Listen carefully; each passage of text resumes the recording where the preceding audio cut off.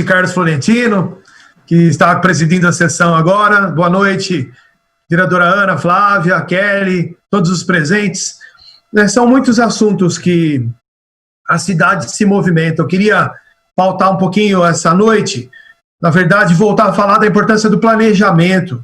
Então, quero dar minha opinião sobre alguns assuntos que foram citados. Um dos assuntos importantes que eu acredito que a gente precisa, de fato, convencer o poder público municipal, o poder executivo, além do risco das tampas ali, que foi bem falado, né, por outros vereadores, a tampa rebaixada, também o outro risco, a falta da sinalização. Quem desce para a capela à noite ali, meu Deus, que risco, já está quase um mês que o asfalto foi refeito e a população sem sinalização. Então, a sinalização foi um dos pontos que a gente levou até a promotoria. E não mas foi bem falado pelo vereador presidente Edu, algumas pessoas ali do Poder Executivo, né, se sentem incomodadas, mas a gente traz a informação porque não está funcionando. Semanalmente, eu sou obrigado aqui a falar, tem poste ali na Planalto há mais de 6 meses com lâmpada apagada. Então, eu acho que ainda há tempo de mudar um pouco a postura da direção, né? Porque o funcionário reflete aquilo que a direção faz. Então, aqui faço um apelo ao prefeito municipal que, de fato, ele tome consciência e que aquilo que os vereadores falam é porque a população está pedindo.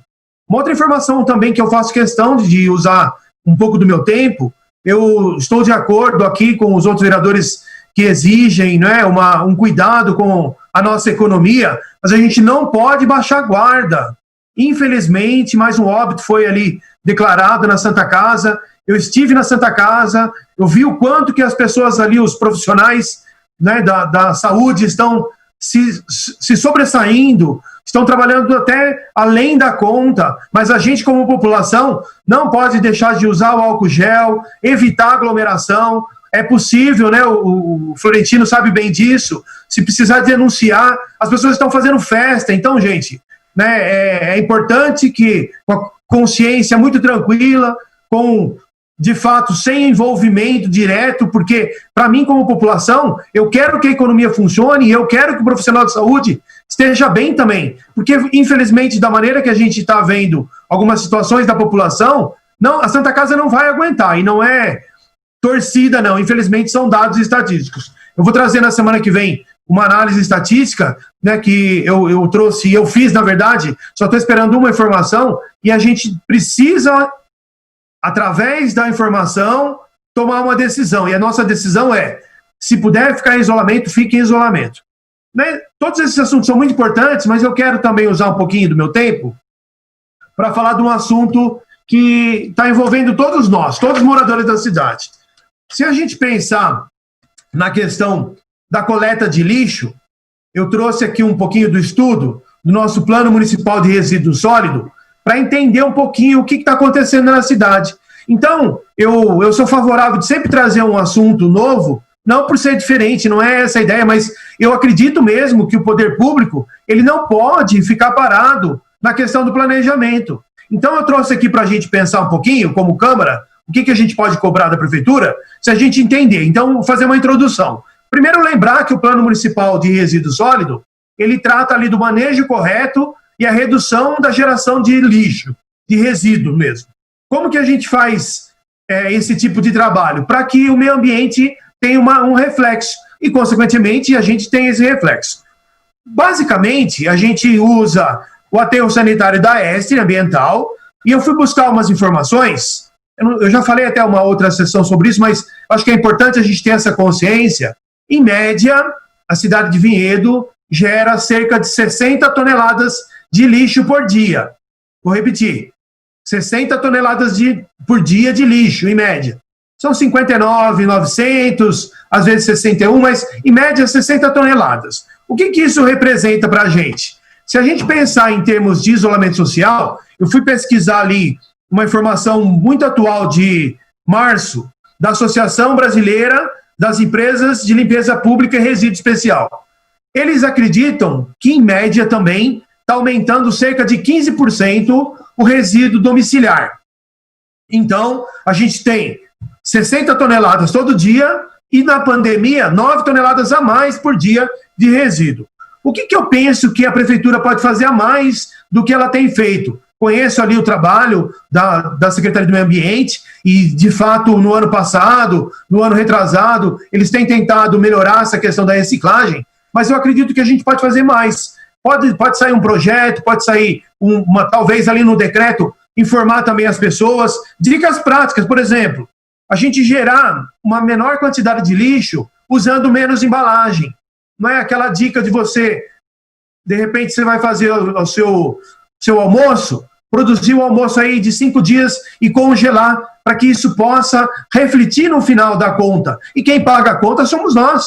A prefeitura, ela paga o fornecedor, mas é o munícipe que está pagando essa conta. Uma outra dica importante, a questão das composteiras. Aqui em Vinhedo nós temos algumas empresas, né, que eles trabalham com esse tipo de situação e que o lixo que você gera na sua casa orgânico, ele fica na sua casa, né? Então é uma boa ideia também. Diminuir o uso da questão plástica, né? A minha profissão, né, eu dou aula também, mas a minha profissão eu sou engenheiro de produção, especialista em engenharia da qualidade, e eu trabalhei com plástico cerca de 20 anos. E as pessoas, às vezes, se assustam com essa informação. Quando a gente produz um copo plástico de 300 miligramas, ali o copinho, a gente gera 1 litro de água de consumo. Então, a gente precisa pensar. E a hora é agora, não é? A história já diz que na hora dos momentos mais críticos, a gente pode se planejar. Muito bem, eu fiz essa introdução para a gente pensar junto, mas a minha grande preocupação,